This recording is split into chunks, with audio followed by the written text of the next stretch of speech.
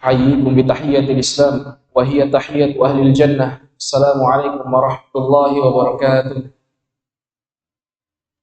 الحمد لله الذي بنعمته تتم الصالحات وبفضله تتنزل الخيرات والبركات وبتوفيقه تتحقق المقاصد والغايات.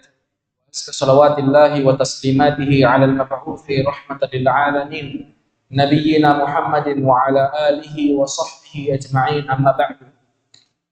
Ikhwatal Islam, a'azzani Allah wa iyyakum ajma'in. Alhamdulillah, hal yang paling pertama kita lantunkan kepada Allah Subhanahu wa taala ialah ucapan syukur kepada Allah Subhanahu wa taala. Allah Subhanahu wa taala senantiasa memberikan kita nikmat yang sangat banyak. Saking banyaknya nikmat tersebut, Allah sendiri yang menegaskan di dalam Al-Qur'an mengatakan, "Wa in ta'uddu ni'matallahi la tuhsuha." Jikalau kalian berkenan mau menghitung nikmatnya Allah Subhanahu wa taala, apa kata Allah? La tuhsuha. Kalian tidak akan mampu. Kenapa? Saking banyaknya nikmat Allah Subhanahu wa taala. Kita jemaah sekalian, masih di rahimnya ibu kita sudah dikasihkan nikmat sama Allah. Nikmat berupa makanan, minuman yang mungkin dimakan ibu kita, kemudian apa? Ya kita makan lewat ari-ari, ya. Kemudian jemaah sekalian, sampai kita sekarang, umur kita mungkin sudah ada yang 30, 40, 50, bahkan lebih. Sampai detik ini, Allah masih berikan nikmat. Bayangkan jemaah sekalian, kalau satu saja nikmatnya Allah cabut, bagaimana? Contoh, nikmat jantungnya masih berdetak. Bagaimana kalau dicabut? Wassalam. Langsung bertemu Allah. Kalau misalnya nikmatnya masih bisa bernafas, kira-kira dicabut langsung oleh Allah, langsung bertemu Allah. Langsung ya, ma'assalam, ilal liqa. Salawat dan salam jemaah sekalian kita senantiasa aturkan kepada Nabi kita Muhammad sallallahu alaihi wasallam. Allahumma shalli ala Muhammad wa ala ali Muhammad. Kepada beliau dan juga tentunya kepada keluarganya yang Allah Subhanahu wa taala berikan kelebihan dibanding orang-orang lain di muka bumi ini. Jemaah sekalian yang semoga senantiasa dirahmati Allah Subhanahu wa taala. Tentu saja ya, kemarin kita sudah meroja sedikit ya. Tapi kemarin materinya tidak banyak ya. Sedikit sekali kita ambil karena alhamdulillah pekan lalu atau 2 pekan yang lalu itu banyak pertanyaan. Akhirnya yang seharusnya selesai dalam 2 pertemuan, ya qadarullah wa ma syafa'al, kemarin kayaknya baru 2 atau 3 slide dibahas. Iya, sedikit sekali. Baru sedikit sekali dibahas. Jadi kalau bisa kita percepat sedikit. Ya, kemarin di sini sudah ya. Kemarin kita sudah bahas juga kemarin bahwasanya jemaah sekalian, di antara banyaknya hal yang perlu dilakukan seseorang ketika dia mau menjadi pedagang, apa yang paling pertama jemaah sekalian? Hal yang paling pertama dilakukan seseorang sebelum jadi pedagang, yang paling pertama dan yang paling utama ialah bertakwa kepada Allah. Sebelum dia masuk pasar, apa yang dia lakukan? Dia bertakwa kepada Allah. Dan itu hal yang paling utama jemaah sekalian. Karena Allah sudah jelaskan jemaah sekalian, hal yang paling utama. Kenapa setiap Jumat, termasuk Jumat yang tadi, iya kan? Ketika khotib naik mimbar, apa yang dikatakan khotib? Apa yang dikatakan khotib? Puji syukur kepada Allah, selawat dan salam. Kemudian apa? Usikum wa nafsi bitaqwallah. Saya mewasiatkan kepada diri saya sendiri dan juga kepada jemaah apa? Bertakwa kepada Allah. Kenapa bertakwa jemaah sekalian? Kenapa tiap pekan senantiasa bertakwa kepada Allah? Bertakwa kepada Allah. Bahkan wasiat ketakwaan itu masuk salah satu kewajiban khatib dalam mazhab Syafi'i. Di antara rukun khutbah ialah apa? Wasiat ketakwaan kepada Allah. Wasiat ketakwaan kepada Allah. Dan apa artinya itu takwa jemaah sekalian? Apa takwa? Senantiasa kita ditanya bertakwa kepada Allah. Apa itu takwa sebenarnya? Ya. Apa itu takwa? Bertakwa kepada Allah, bertakwa kepada Allah. Takwa jemaah sekalian, simpelnya seseorang itu berusaha menjalankan perintahnya Allah dan perintahnya Rasulullah. Kemudian cukup sampai situ? Tidak. Apalagi seseorang apa? Berusaha menjauhi apa? Larangannya Allah dan larangannya Rasulullah. Sehingga ketika seorang mau masuk masjid, hal yang paling pertama dilakukan dia bertakwa kepada Allah. Dia ingat Allah, ya Allah, saya mau jadi pedagang ini. Tapi kayaknya susah ya. Biasanya kalau kita mau pergi pasar, yang diingat, utang itu berapa kemarin dana bayar ya. Yang pertama bertakwa kepada Allah. Tentu saja yang pertama ialah bertakwa. Kemudian yang kedua, 10 orang jadi pedagang. Apa yang perlu dia lakukan jemaah sekalian? Kemarin saya sudah bahas. Apa? Dia yang kita lakukan sekarang. Dia mengilmui apa? Fikih muamalah, fikih jual beli, dan itu penting sekali jemaah sekalian. Saya sudah katakan kemarin, seseorang kalau mau jadi pedagang itu wajib jemaah sekalian. Kita sudah bahas kemarin, termasuk Imam Malik rahimahullah. Ketika seseorang mau jadi pedagang diseleksi oleh Imam Malik. Imam Malik akan tanya-tanya soal, kira-kira begini apa, kira-kira begitu apa. Sama halnya juga dengan siapa? Sahabat siapa? Kita sudah bahas kemarin. Sahabat siapa? Umar bin Khattab radhiyallahu taala anhu. Apa kerjanya? Kalau pagi apa? Pergi seleksi pedagang. Dia survei pasar, ditanya apa hukumnya begini, apa hukumnya begitu. Kalau bisa jawab, lanjut menjual. Kalau tidak bisa, disuruh keluar dari pasar. Kira-kira jamaah sekalian, kalau ada survei misalnya, ada ustadz misalnya datang ke pasar sudu ditanya-tanya, kira-kira tinggal berapa pedagang di dalam? Tinggal berapa persen orang yang berdagang? Kalau mau pakai standarnya Umar bin Khattab, kira-kira tinggal berapa pedagang? Kira-kira berapa pedagang di sini? Ada 100. Ada ya? Ada 100. Kira-kira dari 100 itu tinggal berapa? Untung-untung kalau masih ada 1 ya. Karena standarisasinya memang jemaah sekalian penting sekali orang belajar fikih muamalah, fikih jual beli. Kemudian jemaah sekalian, dia wajib belajar apa? Fikih muamalah. Belajar tentang hukum jual beli, hukum transaksi seperti ini seperti apa, hukum transaksi itu gimana hukumnya, halal kah, haram kah, atau dia syubhat ya. Di antara hadis yang sangat utama jemaah sekalian, kita sudah bahas kemarin ini ya. Hadis tentang seseorang yang paling utama dia harus mengetahui yang mana halal, yang mana haram. Kalau mau dia jadi pedagang, dia harus ketahui yang mana halal, yang mana haram. Karena kenapa? Itu penting. Jangan sampai dia melaksanakan transaksi ternyata haram. Makanya kata Nabi SAW apa? Innal halala bayyin. Sungguhnya yang halal itu apa? Jelas. Maksudnya halal itu jelas. Sudah ada dalilnya. Bahwasanya ini halal. Penjelasannya dari ulama sudah ada, ini halal. Kemudian kata Nabi, wa innal harama bayyin. Dan sesungguhnya yang haram itu apa? Jelas. Dan diantara yang jelas kehalalannya dan yang jelas keharamannya ada di tengah-tengah namanya wa bainahuma umur mushtabihat. Kata Nabi, diantara halal dan diantara haram itu ada sesuatu di tengah-tengah yang mushtabihat, yang syubhat. Apa itu syubhat? Yang abu-abu, tidak jelas, halal rakate, haram raka. Makanya tidak jelas. Sehingga kata Nabi SAW, dan ini penting, perkara syubhat, kata Nabi, la ya'lamunna katsirun minan nas. Dan perkara syubhat ini, kebanyakan itu tidak diketahui manusia. Kebanyakan manusia, masalah syubhat itu tidak diketahui. Paling yang tahu itu ulama, orang yang datang majelis ilmu, orang yang datang belajar, orang yang rajin kajian. Makanya kebanyakan orang tidak tahu ini halal atau haram, syubhat. Banyak orang tidak tahu hukumnya. Ya, kata Nabi, faman ittaqa syubhat, barang siapa yang dia menjauhi syubhat, ya faqad istabra li dinihi wa irdihi. Barang siapa yang dia menjauhi sesuatu yang tidak jelas hukumnya, maka dia telah menjaga apa? Menjaga agamanya dan juga menjaga harga dirinya.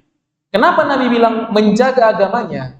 Jemaah sekalian, karena jangan sampai kalau dia mau paksakan lakukan sesuatu ternyata haram, dia konsumsi, maka dia tidak menjaga agamanya. Ya. Dan ini penting jemaah sekalian.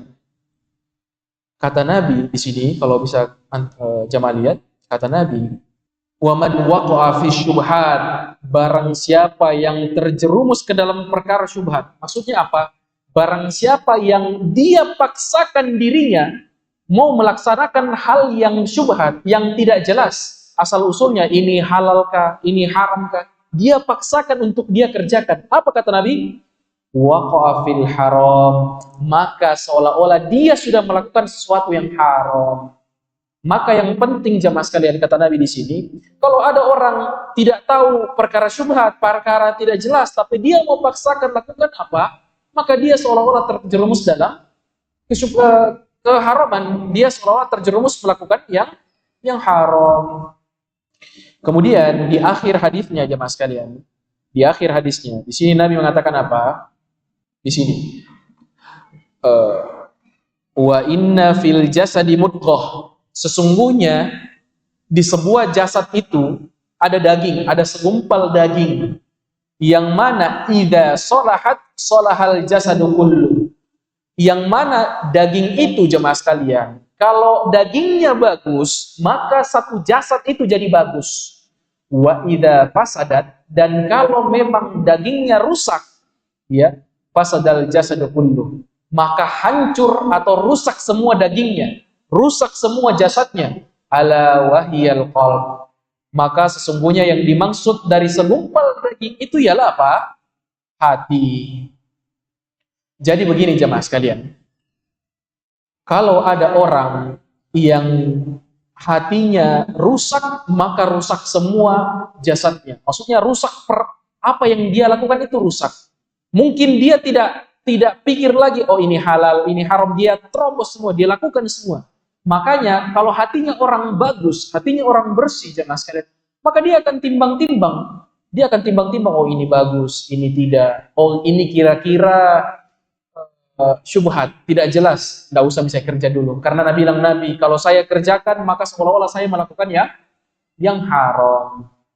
Dan tadi jemaah sekalian, kan Nabi bilang yang halal jelas, yang haram juga itu jelas, dan diantara keduanya ada sesuatu yang syubhat. Dan di akhir hadisnya apa kata Nabi? Kalau hatinya beres, maka perlakuannya, jasadnya beres.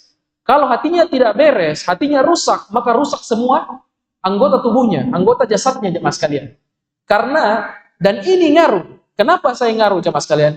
Di sini Nabi terangkan, nyambung dengan hadis ini. Kenapa kalau hatinya orang bagus, maka amalannya bagus. Kalau hatinya jelek, amalannya juga jelek. Nyambung dengan hadis ini jemaah sekalian.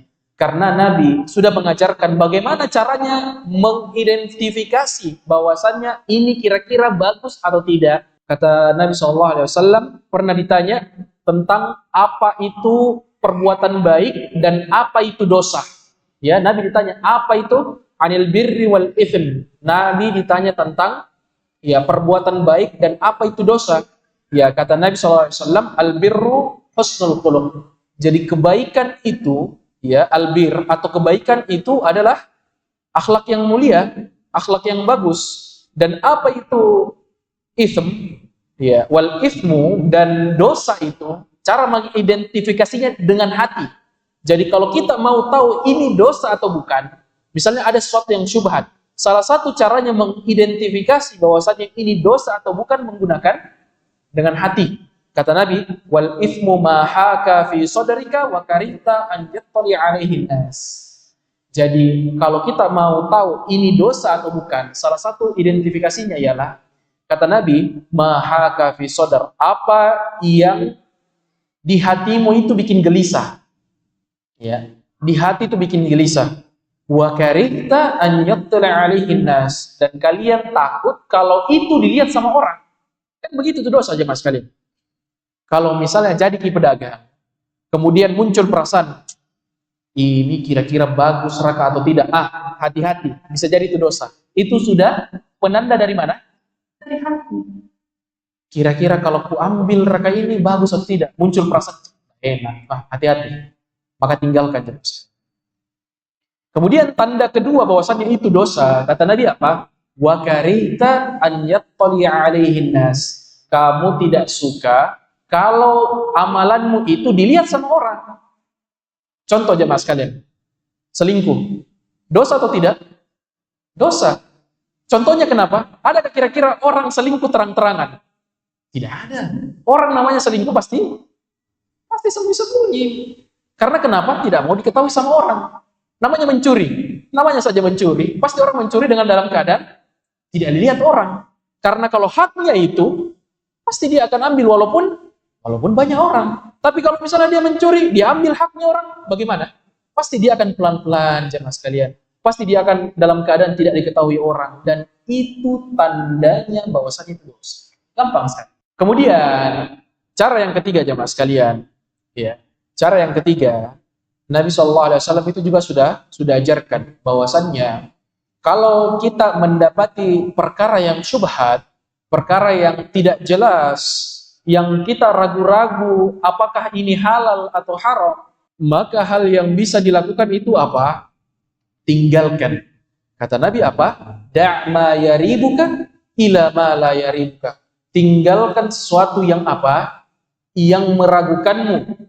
Dan ambil yang tidak meragukan. Makanya kalau kita lagi transaksi misalnya, lagi bertransaksi sama orang, kemudian kita ragu, ini kira-kira halal atau haram? Kira-kira transaksi yang saya lakukan sekarang ini halal atau haram? Kalau misalnya kita ragu jemaah sekalian, ya kata Nabi, da'ma yaribuka ila ma la yaribuka. Tinggalkan sesuatu yang meragukanmu, kemudian ambil yang tidak meragukan.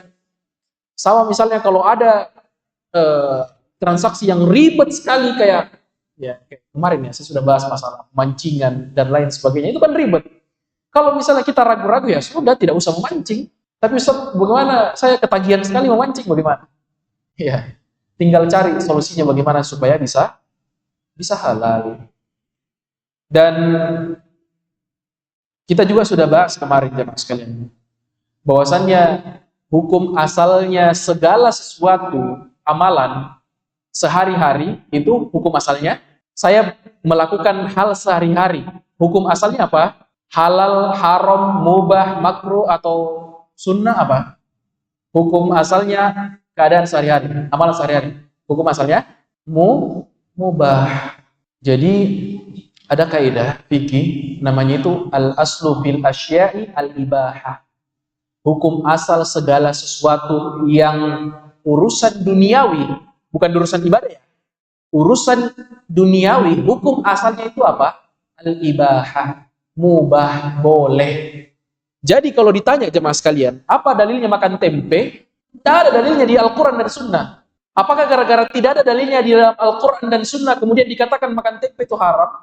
Jawabannya tidak. Karena hukum asalnya jemaah sekalian, semuanya. Makan tempe, makan tahu, makan apalagi ikan kering, tidak mungkin. Zaman Nabi tidak ada ikan kering, tempe tidak ada. Jadi hukum asalnya boleh, semuanya boleh. Termasuk olahraga. Olahraga apapun. Jogging, running, pedal, kickball, semuanya itu halal dan boleh. Selama apa? Selama apa? Dalam tanda kutip, tidak melanggar syariat. Contohnya, misalnya main bulu tangkis, campur laki-laki perempuan. Baru yang perempuannya lagi seksi semua bajunya, itu haram. Sudah campur laki-laki perempuan itu haram, ya. Campurnya lagi sama perempuan yang bajunya tipis, lebih haram. Jadi pergi main bulu tangkis, silahkan jemaah sekalian.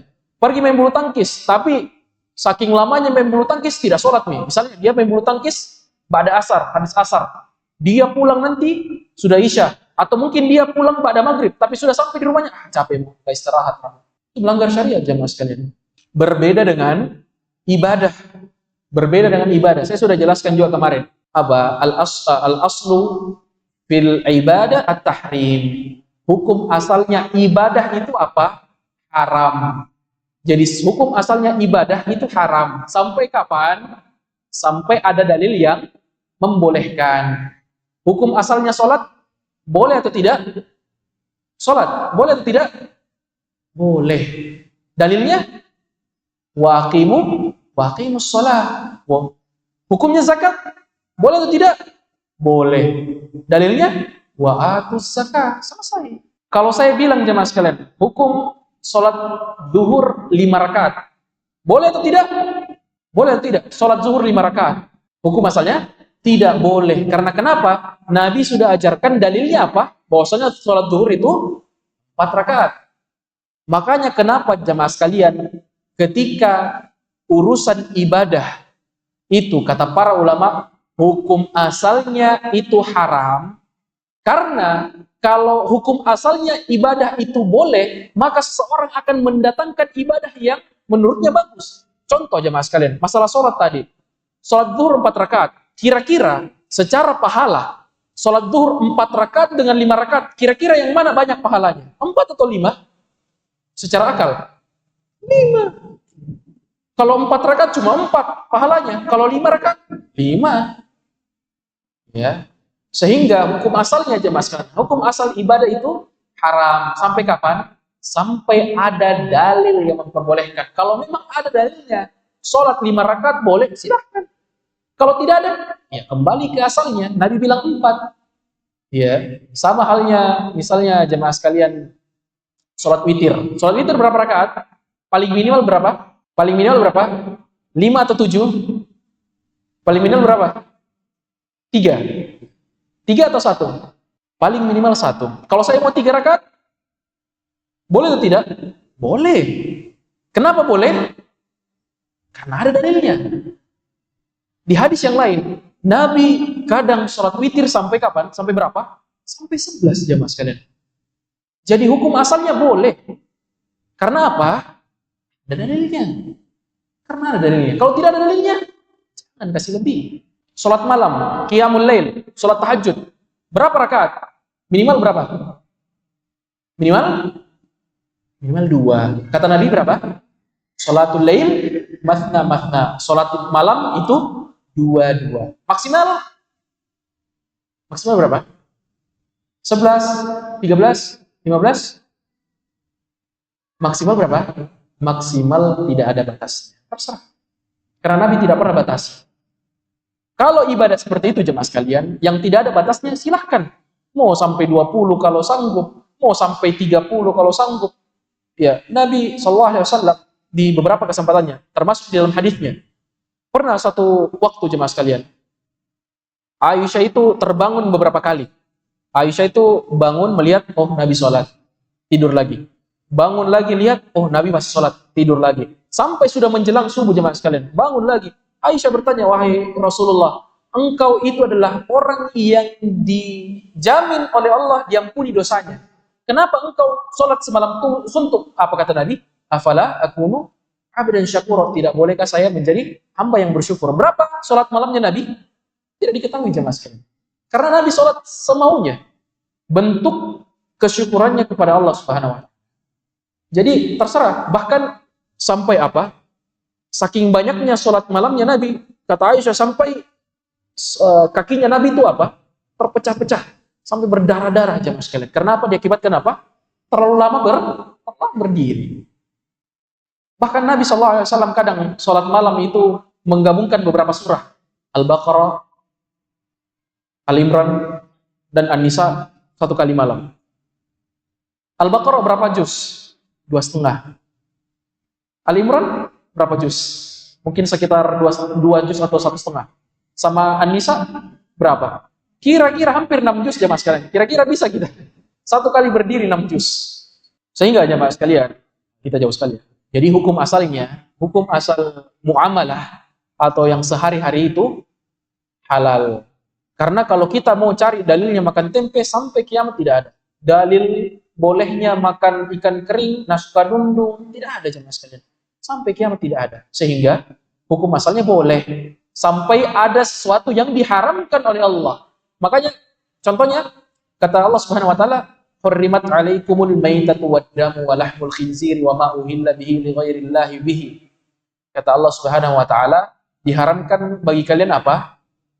Maitah, bangkai, wad-dam, darah, wal khinzir, babi, wa ma uhilla bihi min ghairillah, dan apa yang apa? Disembelih kepada selain Allah Subhanahu wa taala. Jadi selain dari 4 ini boleh. Dalilnya, dalil yang lain jemaah sekalian, bahwasannya jual beli itu boleh. Kata Allah Subhanahu wa taala, wa halallahu al-bai'a wa harrama riba. Kata Allah Subhanahu wa taala, dan Allah Subhanahu wa taala menghalalkan apa? Jual beli, wa harrama riba, dan mengharamkan riba. Sehingga hukum asalnya jual beli boleh jemaah sekalian. Segala bentuk jual beli, segala jenis barang yang dijual dan dibeli itu boleh. Sampai kapan?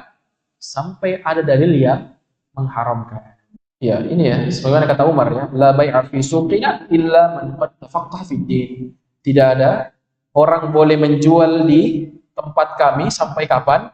Sampai dia sudah mahir masalah agama. Kemudian saya sudah pernah jelaskan juga jemaah sekalian. Ya, bahwasannya seorang penjual itu, seorang pedagang itu adalah salah satu orang yang paling gampang berbuat dosa. Di antara jenis-jenis pekerjaan yang lain, ternyata Nabi SAW sudah menyifati orang yang jadi pedagang, memang Masya Allah, mungkin gampang kaya, gampang cari untung, tapi di saat yang bersamaan, gampang juga terkena dosa. Ya, Nabi SAW mengatakan apa? Inna tujjar humul fujjar. Ya, orang-orang yang jadi pedagang itu adalah orang-orang yang apa? Fujar. Apa itu fujar? Gampang berbuat maksiat, jelas. Ya, inna tujjar humul fujar. Sesungguhnya pedagang, mereka adalah orang yang gampang berbuat maksiat. Kenapa? Ya, ada di antara sahabat mengatakan, ya Rasulullah, alaysa qad ahallallahu al-bai'a? Wahai Rasulullah, bukankah di dalam Al-Quran Allah sudah mengatakan apa? Wa ahallallahu al-bai'a. Allah itu sudah menghalalkan apa? Jual beli. Ya, kata Rasulullah, bala, betul. Betul Allah mengatakan jual beli itu boleh. Tapi apa? Walakinnahum yuhaddithuna fayakdzibuna wa yahlifuna fayaksamun.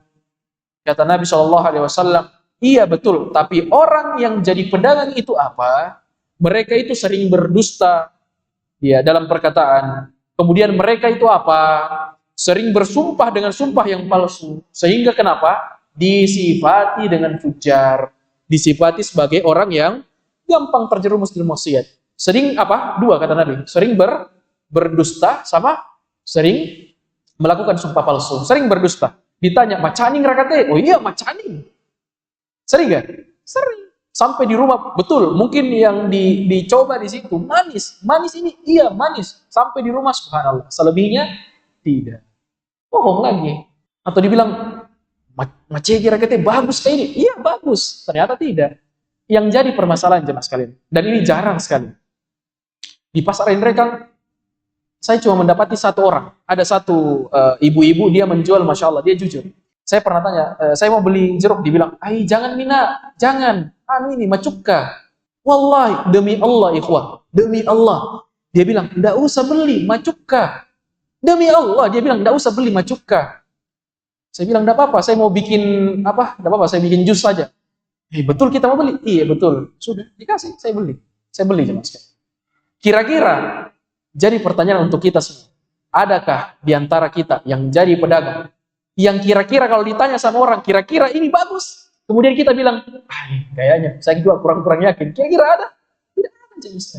Kalau kita menjual, berarti kita yakin, oh iya ini bagus. Tidak ada yang kita berani mau bilang, tidak bagus ini daganganku. Tidak ada.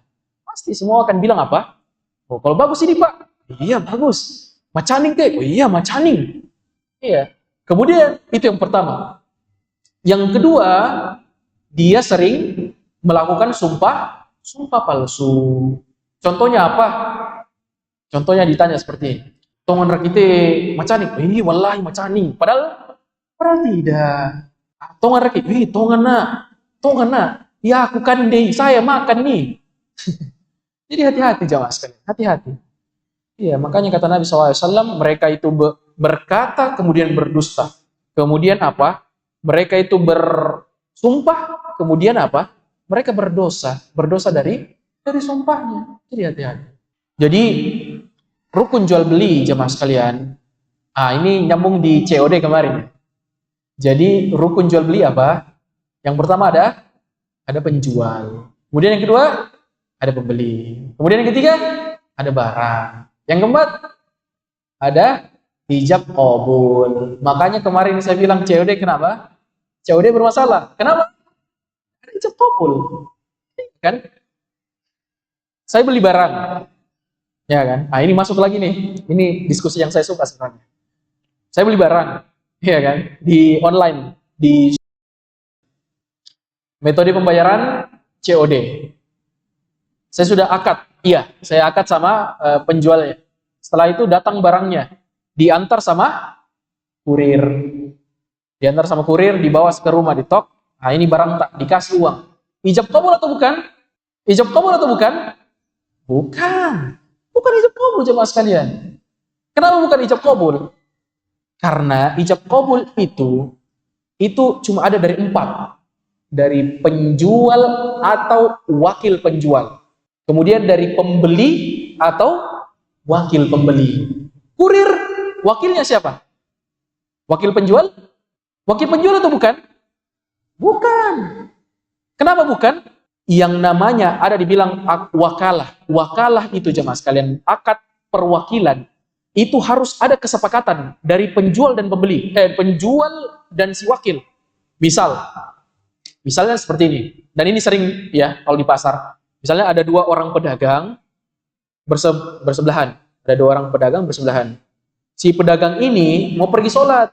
Dia bilang, kalau ada nanti orang datang beli, bilang saja 5.000 1 kilo. Si penjual yang satu bilang, oh iya. Kan nanti datang penjual, berapa ini? Pergi sholat penjualnya. Tapi dia bilang tadi 5.000 1 kilo. Itu kan akad perwakilan, ada wakil. Muncul pertanyaan, penjual, apakah pernah dia mewakilkan ke kurir? Jawabannya, pernah atau tidak?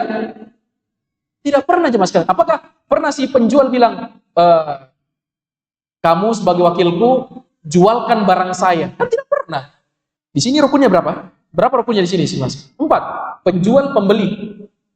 Apakah ulama pernah bilang penjual, pembeli, kurir? Ada?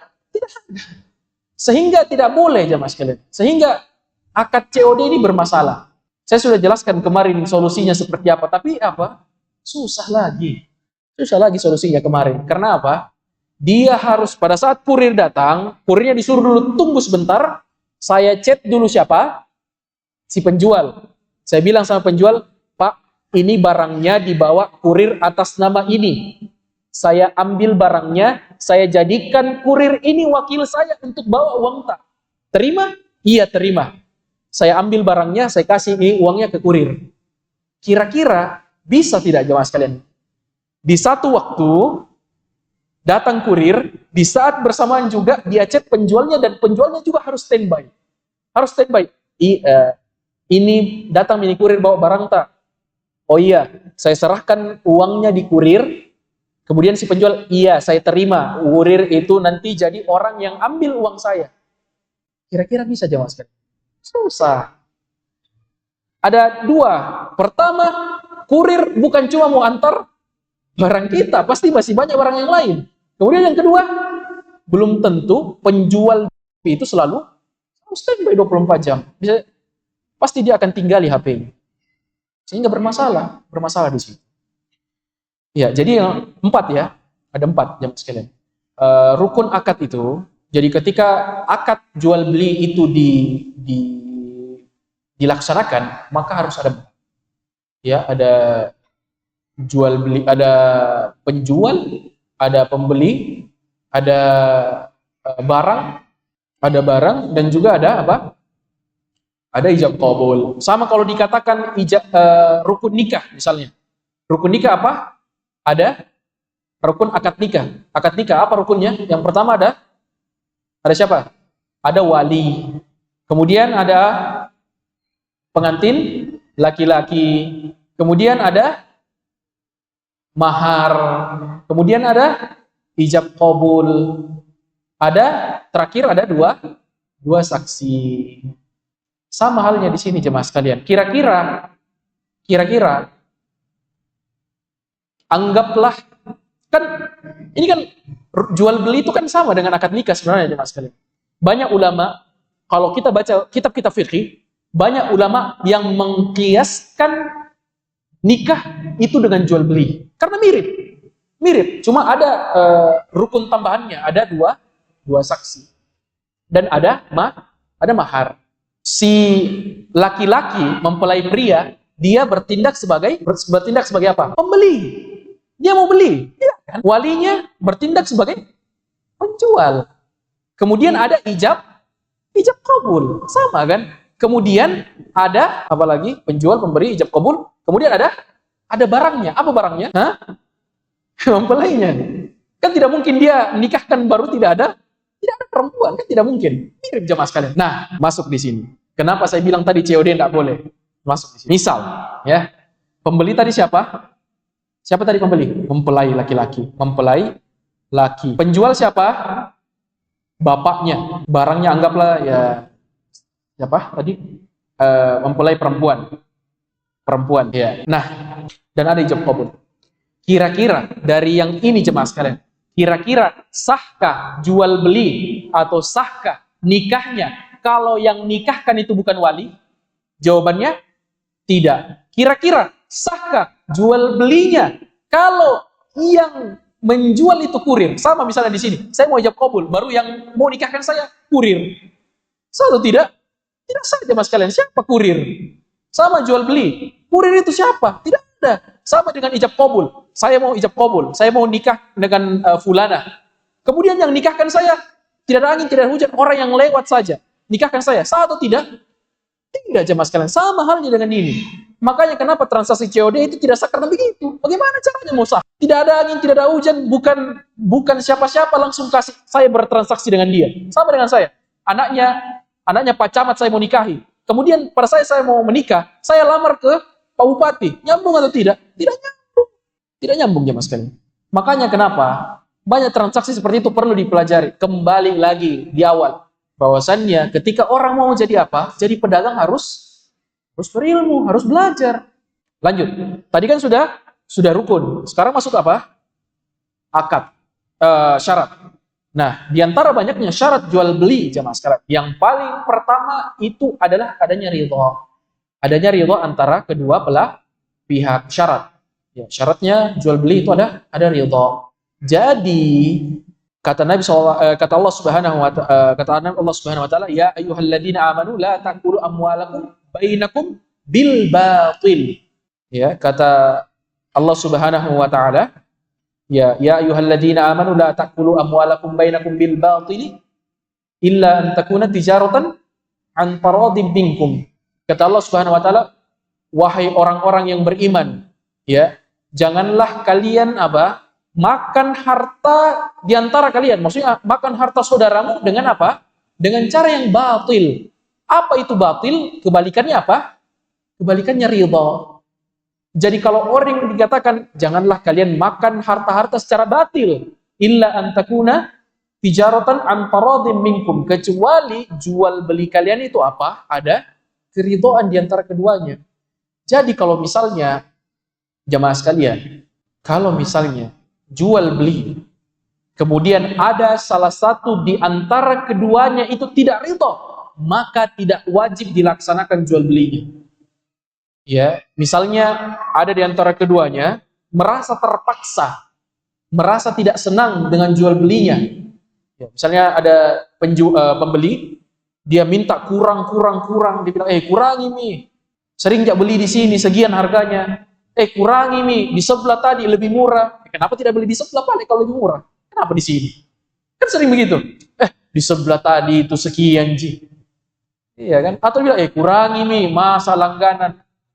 Kalau sampai jemaah sekalian, sampai si penjual tidak ridha, muncul musung mi, nahlami nafasnya, ambil mi pale, itu ada ketidakridhaan jemaah sekalian. Hati-hati. Ketika ada ketidakridhaan di dalamnya, maka jual belinya tetap sah jemaah sekalian. Cuma yang jadi permasalahan tidak berkah. Anggaplah harganya 4.000, ya, dikurangi jadi 3.000. 1.000 yang kita ambil itu walaupun halal tapi tidak berkah jemaah sekalian. Tidak berkah 1.000 itu. Apalagi biasa penjual sayur, ya. Saya lihat kadang ibu-ibu itu penjual sayur sudahlah murah sekali. Berapa saronya penjual sayur jemaah sekalian? Kecil sekali. Iya, mungkin berapa? Oh, 5.000 2 ikat. 3 mau. Sudahlah 5.000 2 ikat lagi, minta 3 lagi. Saya bilang, ya Allah. Astagfirullah. Dan itu kezaliman jemaah sekalian. Zalim itu. Tidak ridho. Bayangkan orang kalau tidak ridho, hanya perkara 500 perak Apa yang penjual sayur itu apa namakan itu jemaah sekalian? Mungkin untungnya cuma 500 perak, dipotong lagi minta 3 ikat, mungkin untungnya bahkan mungkin tidak ada sama sekali. Jadi hati-hati, harus ada keridhaan jemaah sekalian. Kalau tidak ridho, tidak berkah, wallahi tidak berkah jemaah sekalian. Kita paksa ambil itu 1.000, 2.000, kemudian kita pertaruhkan keberkahan harta kita. Tidak selevel, tidak setara jemaah sekalian. Tidak setara. Jadi harus ridho, ya. Kemudian contoh lain itu kan dari kalau keridhoannya datang dari ketidakridhoannya datang dari penjual. Misalnya ketidakridhoannya datang dari pembeli. Dia beli langsat misalnya, atau dia beli durian. Sekarang musim durian ya. Dia beli durian, kemudian ditanya, bagus Ji ini? Oh iya bagus Ji, bagus semua Ji. Pada saat dibuka ada tidak bagus di dalam. Dibuka ada tidak bagus di dalam. Kemudian si penjual bilang, si pembeli dia bilang, kenapa ada seperti ini? Penjual bilang, sedikit Ji itu, memang sedikit Ji, 1 baris Ji. Kemudian si pembeli bilang, atau dia sampai menghapus, hati-hati itu tidak ridho jemaah sekalian, tidak berkah jualan kita. Kemudian syarat yang kedua, syarat pertama tadi apa? Ketika jual beli harus ada ridho. Syarat yang kedua jemaah sekalian, syarat yang kedua memenuhi syarat yang diberikan oleh penjual dan pembeli. Maksudnya pelaku jual beli itu memenuhi syarat untuk transaksi. Maksudnya apa? Ada beberapa orang yang transaksinya itu tidak diterima. Jadi kalau kita bertransaksi sama orang, tidak semua transaksi itu diterima. Ada beberapa orang yang transaksinya diterima dan tidak diterima. Ya, contohnya jemaah sekalian, transaksi yang tidak diterima kalau seseorang melakukan jual beli dengan orang safih. Safih itu adalah orang yang dungu. Dungu itu bukan gila ya. Apa ya bahasanya? Bahasa kita dungu itu mungkin, dan itu banyak. Dungu itu orang yang kecerdasannya itu di bawah rata-rata, IQ-nya kurang. Jadi dia tidak gila, diajak ngobrol nyambung, tapi mengatur kehidupannya tidak beres. Apalagi mengatur masalah keuangannya. Dia tidak tahu bahwasannya ini boros, dia tidak tahu bahwasannya ini bermanfaat, ini tidak bermanfaat. Jadi dia tidak gila, dia dungu. Jadi orang seperti itu tidak sah, hukum asalnya tidak sah jual belinya. Ya. Tidak sah jual belinya. Orang yang kedua, jemaah sekalian, orang yang kedua yang tidak sah jual belinya adalah anak kecil. Anak kecil. Nah, pasti muncul pertanyaan kan? Kenapa kalau anak kecil membeli tidak sah?